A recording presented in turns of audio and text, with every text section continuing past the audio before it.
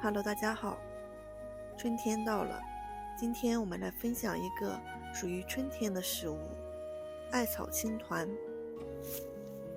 这种就是艾草，还有一个名字叫艾蒿，很多地方都是野生的。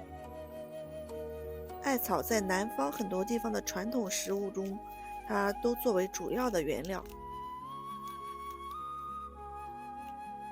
做青团的时候，我们只摘取它的嫩叶的部分，把它的茎部给去掉。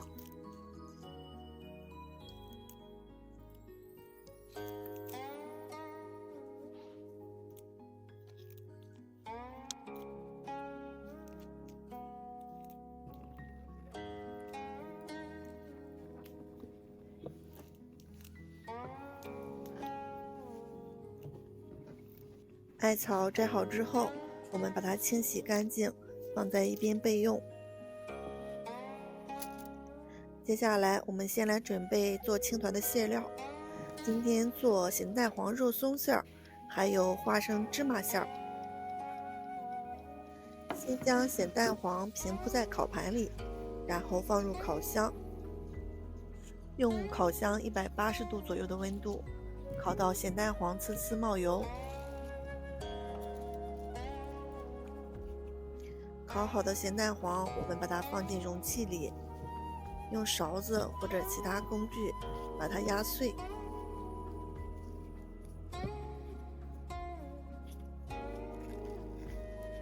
我们把蛋黄压碎之后，加入适量的肉松，然后再加入适量的沙拉酱。沙拉酱放多少根据你个人的口味，喜欢吃的就多放点。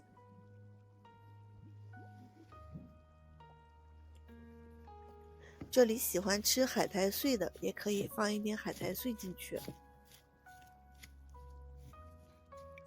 先用勺子搅拌搅拌，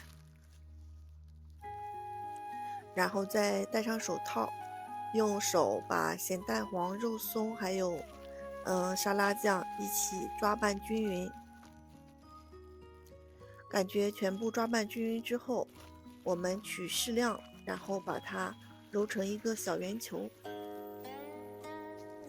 依次把所有的咸蛋黄、肉松馅儿全部揉成小圆球，放在一边备用。接下来我们来做花生芝麻馅，取适量的熟花生和熟芝麻，芝麻可以是黑芝麻，也可以是白芝麻。用研磨器把它研磨碎，如果嫌麻烦的话，可以使用料理机。我个人比较喜欢吃这种粗颗粒状的，所以我就没有用料理机。料理机打出来的相对要细腻一些。把研磨好的花生芝麻倒进容器里，然后加适量的白砂糖，用筷子把它们搅拌均匀。这个花生芝麻馅儿，如果你喜欢的话，也可以加少量的猪油进去。馅料都做好之后，我们现在来把艾草焯一下水。水烧开之后，我们在水里加适量的小苏打，然后把洗干净的艾草放进去煮开。放入艾草再次煮开之后，我们停留1分钟左右，让它煮一会儿，这样可以去除艾草里的苦涩味道。艾草煮好之后，我们把它捞出来，放进冷水或者是冰水中浸泡一会儿。浸泡几分钟之后，我们再用清水把它多清洗几遍，这样进一步的去除它的苦味和涩味。清洗好之后，我们用手把它的水分攥干。如果你烫的艾草烫的特别多，但是呢又不能一次把它吃完，我们可以把它的水分攥干，然后呢装进保鲜袋，放进冰箱冷冻起来。什么时候想吃的话拿出来解冻，这样烫好之后再冷冻保存，要比新鲜的艾草直接冷冻保存要保存的时间要长一些，而且就是吃的时候它和新鲜艾草的味道、口感基本上都是一样的。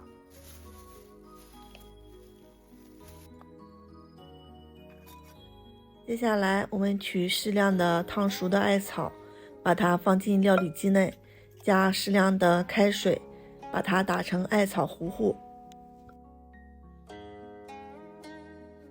打的时候注意不要一次性的加入过多的水。接下来取500克的糯米粉，加160克的粘米粉，把它搅拌均匀之后，再加入适量的艾草糊糊，不要一次性的全加入进去，我们一边和面一边加。搅拌之后，我们再加20克的食用油进去。最终合成的面团是一个稍微偏硬一点的面团。我把艾草糊打得很粗，依稀的还可以看见它的那个纤维。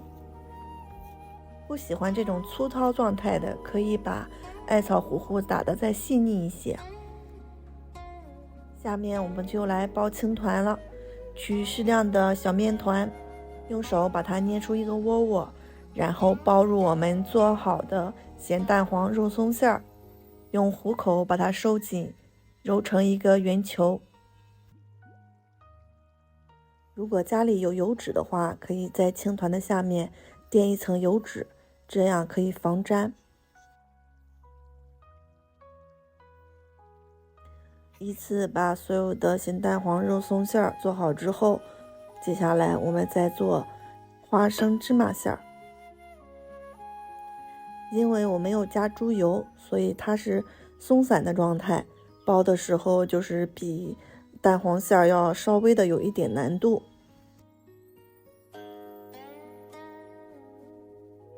都包好之后，我们大火把水烧开，然后转中火蒸10分钟左右。蒸出来就是这个颜色。为什么不是外面卖的那种清脆的绿色呢？这个问题我也不知道，因为我做了好多次，都是这个颜色。有可能是我加的艾草泥加的太多了。有没有可能外面卖的它只是取其色，而我们在家自己做呢，料就比较足，我们取的是艾草的味道。稍微的晾凉一会儿，我们在它的表面刷上一层熟的食用油。一次吃不完的话，我们可以用保鲜膜把它包起来，放进冰箱冷藏或者冷冻保存。如果你吃不惯艾草的味道，也可以用菠菜或者是鼠曲草代替。按照视频的方法做出来的青团，就是第2天吃起来它依然还是软糯的，不会发硬。如果你放进冰箱冷藏或者是冷冻保存的，吃的时候呢，可以拿出来稍微的加热一下，它的口感会和你刚刚蒸出来的时候是一样的。青团的馅料有很多种，我最喜欢的还是咸蛋黄肉松馅儿，还有很多人喜欢豆沙馅儿，还有肉馅儿，改天我都要试一试。做法看上去很复杂，其实做起来还是很简单的，大家有时间的话可以试一试。好了，今天的视频我们就分享到这里了，希望大家能够喜欢。我们下次再见，拜拜。